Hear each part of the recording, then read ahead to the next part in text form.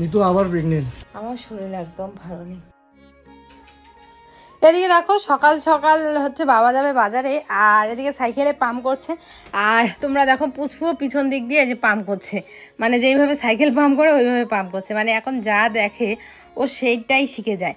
আর যেটা বলার অনেক কিছু বলার চেষ্টা করে, তো ওর কথাবার্তা তোমাদের সাথে তো শেয়ার করি যে কি কি বলার চেষ্টা করে না করে। আর এদিকে দেখো সাইকেল পাম্প দেওয়া, সাইকেল পাম্প দেয়, জল যদি কেউ খেতে চায় ও দেখিয়ে দেয় ও জল খাবে।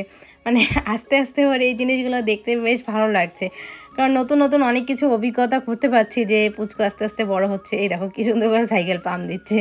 তারপর কেউ যদি সন্ধ্যাবাতি দেয়, আমি দিলাম বা মা দিল, সন্ধ্যা দিলে জোগাড় দেয় আর কি উলুলুলু করে। তো বেশ ভালো লাগে। তো যাই হোক, তোমাদের সাথে এই নতুন জিনিসটা শেয়ার করলাম, আশা করি তোমাদের খুব ভালো লাগবে। এদিকে দেখো আজকে তোষক টোষক সমস্ত কিছু বাইরে বের করে দিয়েছি, কারণ কি বলতো ভাদ্র মাস চলে আসে, এই দিনে সবাই লেপ তোষক তারপরে আলমারির যত জামা কাপড় সব রোদে দেয়।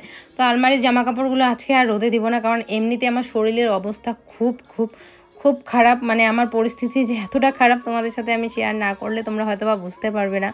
তো সেই জন্য আজকে আর খালি এই ঘরের লেপ তোষকগুলো আর এই যে সোফাটা এগুলো রোদে দিলাম। ঘরটা ভালো করে ঝুল ঝাড়লাম, অনেক দিন ধরে ঝুল ঝাড়া হয় না। তো ঝুলগুলো ঝেড়ে তারপরে এই যে সার্ফ জল ন্যাকড়া ভিজিয়ে নিয়ে আসলাম। এখন টিনগুলোকে মুছবো। এই টিনগুলোকে না মুছলে হয় না, কারণ কি বলতো যেহেতু হাফওয়াল ঘর, তার মধ্যে হচ্ছে আবার রাস্তার পাশে। তো এই টিনগুলোকে যদি না মুছি না একদম ধুলো ভর্তি হয়ে থাকে, আর সাদা কালার ধুলোটা একদম খুব বোঝা যায় পরিষ্কার না করলে। তো সেই জন্য আর কি ভালো করে এই ধুলোগুলোকে মুছে নিচ্ছি। আর ওকে বললাম যে একটুখানি ফ্যানটা মুছে দাও, তো তারপর বলে যে ঠিক আছে মুছে দিব বলে কোথায় যে চলে গেল আর পাইলাম না খুঁজে। তো যার কারণে ফ্যানটাও আমাকে মুছতে হলো। আর এই যে ছবিটা দাদু আর আমার তোমাদের সাথে তো শেয়ার করেছি, এই ছবিটাও মুছতে হবে। যতগুলো ফটো ফ্রেম আছে ফ্রেম ট্রেম সমস্ত কিছু মুছে তারপরে ঘর মুছবো। আচ্ছা ছেলেটা অনেকটা মানে খাটনি হচ্ছে, ও ঘুরে বেড়াচ্ছে। তারপরে এই টাইমটাতে ওকে ঘুম পাতিয়ে দেই, তো আজকে ওর ঘুমও হচ্ছে না। তো তাড়াতাড়ি করে কাজগুলো করে নিই। হ্যালো বন্ধুরা, সবাইকে অনেক অনেক স্বাগত মিতা লাইফস্টাইলে। আশা করছি সবাই খুব ভালো আছো। আমার শরীর একদম ভালো নেই। প্রতিদিন সবসময় ভিডিও শুরু করে বলি হ্যালো বন্ধুরা সবাই কেমন আছো, সবাইকে অনেক অনেক স্বাগত। আমি ভালো আছি এরকম করে শুরু করি। তো আজকে বলছি আমি ভালো নেই, কারণ সকালবেলা ঘুম থেকে উঠে এত কাজ করা হয়ে গেছে আমার না, যে আমার শরীরে আর কোমরের অবস্থা একদম শেষ, শরীর একদম দিচ্ছে না। আজকে আমার ছেলেরও খুব পরিশ্রম হয়ে গেছে, কারণ কি বলতো সকাল থেকে যেহেতু আমি এই কাজগুলোতে লেগেছি, মানে যখন থেকে আমার মানে সকালে খাওয়া দাওয়া করি কাজগুলোতে লেগেছি, আমি নিতে পারিনি। তো যার কারণে ও একদম স্বাধীন হয়ে পুরো একদম দৌড়াদৌড়ি খেলা এগুলো করছে, যার কারণে শরীরটা ওর এতটা মানে পরিশ্রম হয়ে গেছে। বাচ্চারা বুঝতেই পারো খেলাধুলা করলে পরিশ্রম হয়। তো সেই 10টার সময় ঘুমিয়েছে, এখন 12টা বাজে এখনও ঘুমোচ্ছে। তোষক টোষক সমস্ত কিছু বাইরে দেওয়া। এই যে এটা দেখতে পাচ্ছ আমার ঘরের, এটাও বাইরে নিয়ে আসছি। এটা ওই জায়গাগুলো ঝাড়লাম মুছলাম ভালো করে, তো সার্ফ ঠার্ফ দিয়ে। সেই জন্য প্রচণ্ড রৌদ্র দিচ্ছে আজকে সকাল থেকে এতক্ষণ অবধি। 12টার মধ্যে 2বার স্নান করা শেষ। একবার স্নান করলাম, মানে ছেলে থাকতেই যাচ্ছিল না, পরে স্নান করে হচ্ছে ওকে নিয়ে আগে খাইয়ে দাইয়ে আবার ঘুম পাড়ালাম।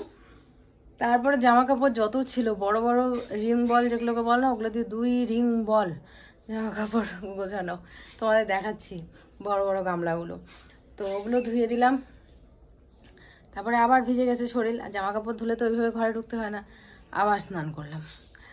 তো দেখতেই পাচ্ছ চোখ মুখের অবস্থা প্রচণ্ড টায়ার্ড লাগছে। একটুখানি ছেলের সাথে শুয়েছিলাম, তো উঠে আমি ভাবলাম যে না রান্নাটা করতে হবে। তো মা ওদিকে ভাত করলো আর আমি এদিকে শাক রান্না করলাম, ডাল রান্না করলাম। এখন মানা ভাজা বসাইছি, ভাদ্র মাসে নাকি মানা ভাজা খেতে হয়। তো মা একটা তার থেকে আবার মান কচু নিয়ে আসছে, তো এই মান কচু ভাজা করলাম।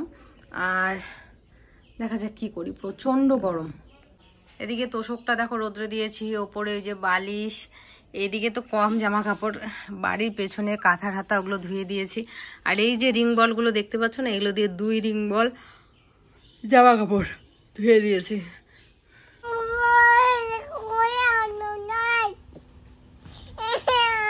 দেখো কেমন করে কান্দে বড় বাপ্পা। কোমরের অবস্থা যে কি বলবো, আমি ভাষায় প্রকাশ করার মতো না, এমন অবস্থা হয়েছে আমার কোমরের। শাকটা ভাজা করলাম, আর হচ্ছে বেগুন ভাজা করব, আর মান কচুটা রান্না করবো। মানা কচু অত আমার ভালো লাগে না, ছেলেও আমার মান কচু খাবে না, কারণ একটুখানি নিয়ম, যেহেতু একটুখানি মুখে লাগাবো, কিন্তু ও খাবে না আমি জানি। আর আমার ছেলে একটু আবার বেগুন ভাজা পছন্দ করে, আলু ভাজা পছন্দ করে না। আলু ভাজা দিলেও আলু ভাজা ফেলে দেয় আর কি। ও আলু সেদ্ধ খেতে পারে, আলু ভাজা খায় না। তো সেই জন্য ওর জন্য বেগুন ভাজা করি। আবার বেগুন ভাজা আমারও খুব পছন্দ, মানে ছেলের পছন্দ আমার পছন্দ প্রায় একটুখানি সেমই। তো সেই জন্য বেগুন ভাজা করবো। মা খায় না বেগুন ভাজা, আর বেগুনগুলো না নষ্টও হয়ে যেতেছে, সেই জন্যে বেগুন। শরীরটা এতটা টায়ার্ড না, খালি ঘুম পাইতেছে আর ঘুম পাইতেছে, চোখগুলো টানতেছে। চলো তোমাদের সাথে পরে কথা হচ্ছে। আমি রান্না বান্না সমস্ত কিছু কমপ্লিট করে নেই বন্ধুরা। আজকে আর রান্না বান্না তোমাদের সাথে শেয়ার করছি না, শরীর আর দিচ্ছে না। রান্না বান্নাগুলো করে তারপরে তোমাদের সাথে দেখা হচ্ছে। বাকি সমস্ত কিছু রান্না বান্না শেষ, আর এখন লাস্ট করা হচ্ছে শীতলের ছ্যাঁকা। তো এই শীতলের ছ্যাঁকাটা বানাতে বানাতে ছেলে আমার ঘুম থেকে উঠে গেছে। তো তোমাদের দাদাভাই বললো কি যে তুমি যাও একটুখানি, কারণ ঘুম থেকে উঠলে ও মাকে খোঁজে। শুধু ও না, প্রত্যেকটা বাচ্চাই তাই, ঘুম থেকে ওঠার পরে কিন্তু মাই লাগে তাদের। তো যার কারণে ওই যে ও এসে বাকিটা করছে। বাকিটা করা কি, এটার মধ্যে তো আর কিছু সেরকম কিছু দিতে হয় না বা কোনো কিছু না। এখন শুধুখানি জাল উঠলে পরে ভালো করে জাল দিয়ে তারপর এটার মধ্যে গরম মশলা দিয়ে নামিয়ে নেওয়া। আর এই শীতলের ছ্যাঁকা হলে প্রত্যেকটা মানে আমাদের বাড়ির সদস্যর খাওয়া ভালো হয়, আমার, মার, তোমাদের দাদা ভাইয়ের। তো বন্ধুরা এখন বাজতে চলছে মোটামুটি প্রায় বিকেল 5টা। তো এই যে বাড়ির পেছনে আসলাম। দুপুরবেলার দিকে আমি এই বাড়ির পেছনে আসি না, কারণ বিশাল বড় বড় বের হয়, বুঝতেই পারছো কিসের কথা বলতেছি। তো সেই জন্য আর বিকালবেলার দিকে আসি না, দুপুরবেলার দিকে আসি না। তো মাকে দিয়ে জামা কাপড়গুলো মেলাইছিলাম, আমি ওকে ধুয়ে দিছি। মাকে বলছো যা তুমি যা মেলে দিয়ে আসো। তো মা মেলে দিয়ে গেছে। তো যেহেতু এখন মোটামুটি বিকেল হয়ে গেছে, রোদ্রু কমছে, তো আমি আসলাম জামা কাপড়গুলো নিতে। আর মা ওইদিকে হচ্ছে উঠান ঝাড় দিতেছে। মাথার অবস্থা শেষ, একটুখানি ঘুমিয়ে উঠলাম। তো চলো একটুখানি আশেপাশে পরিবেশটা তোমাদের সাথে শেয়ার করি। আর আজকে প্রচণ্ড কোমর ব্যথা করতেছে, আর করারই কথা, কারণ সাথে অনেকগুলো কাজ করলে না এরকমই হয়। তো আমার দাদাভাই বলে মাঝে মাঝে একসাথে অত কাজ করো না, একটু আস্তে আস্তে করো। কিন্তু আমার মনে হয় যখন যেই কাজটা করবো একদম পুরোটা সম্পূর্ণ করে ফেলি, যার কারণে আমার এরকম কোমর ব্যথা করে, যখন করি পুরো কাজ করি। এদিকে দেখো এই জায়গাটা পুরোটা পরিষ্কার করা হচ্ছে, কাঁকরোলের গাছটা সমস্ত কিছু। এই যে বলেছিলাম না যে কাঁকরোলের গাছগুলোকে বাবাকে বলছিলাম তুলে ফেলতে, এখান থেকে অবধি কাঁকরোলের গাছ ছিল।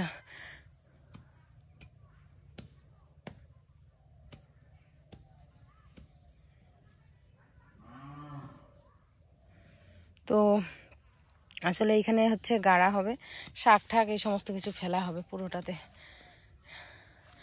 চলো মশারিটা নিয়ে নিই। রোদ্দুর পড়েছে যে সব শুকিয়ে গেছে। মশারিটা অনেক দিন ধরে ভাবছি ধুবো আর ধোয়া হয় না। আজকে মশারিটা দেখো একদম চকচকা করতেছে, চকচক চকচক চকচক করতেছে মশারিটা।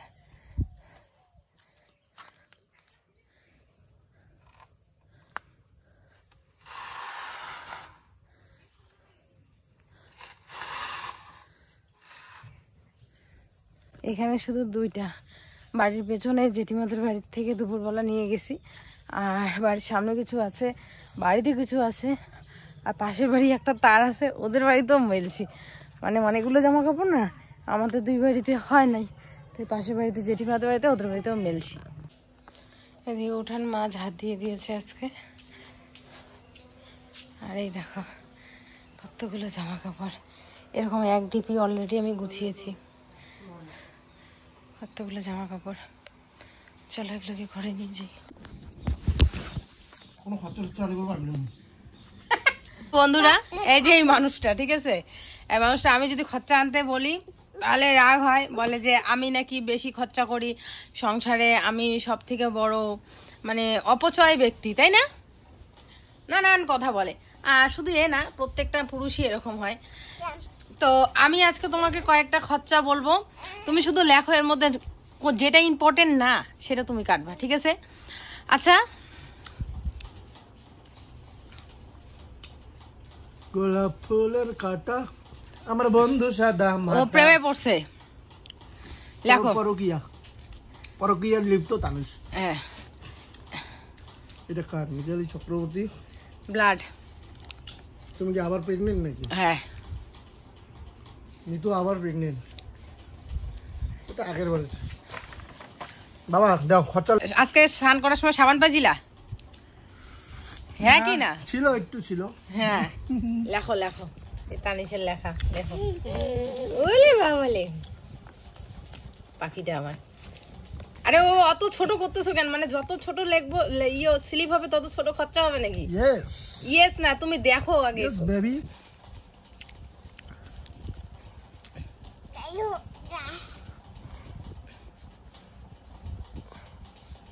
ঢোকে না লেখা?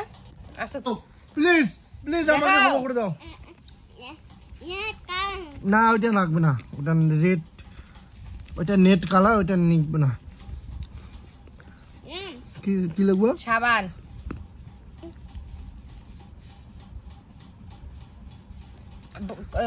কালকে সকালবেলা ব্রাশ করছিল, কোলগেট ছিল?